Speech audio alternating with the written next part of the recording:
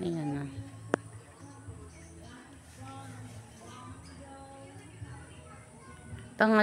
Pangatlo kaming bahay, no, sa likuran. Pangatlo kami. Dapat sa harap eh. Kaso mahal. Ayan. Mula dyan sa puno na yan, lagpas pa ng puno daw na yan. Hanggang dito sa 2 meters dito sa may tabi ng bahay na to. Yung lawak niya. Ayan.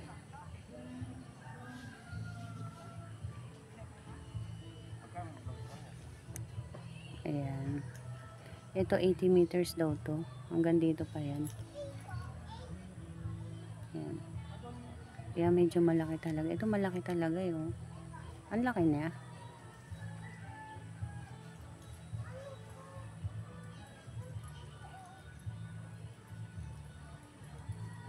Ayan.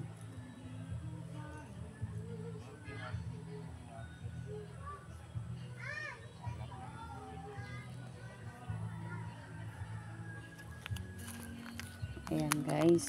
Ang paligid.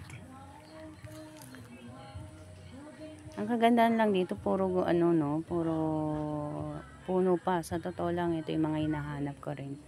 Parang hindi masyadong mainit, tsaka refreshing pa rin sa paligid. Ayan. Ayan, ito itong bakante na to.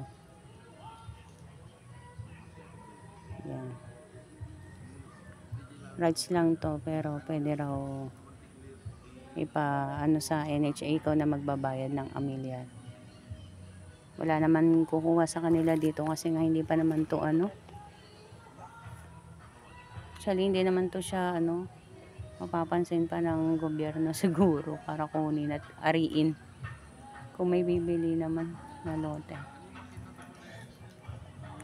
Hindi siguro na nila to basta-basta ano, kasi ang dami ng mga nakatayo ng bahay dito na magaganda.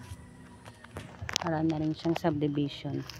Yun nga lang medyo dito sa banda na napili namin dito sa dulo kasi kakilala ng partner ko yung yung nakatira dito, 20 years na rin sila dito. Kaya ano, kaya alam na nila dito. Since tagal na rin nila, kaya itong lote na to binibenta sa kanya. Yan, itong bakante niya. Malaki rin. Pag nandito kayo, actual, malaki. 40 square meter.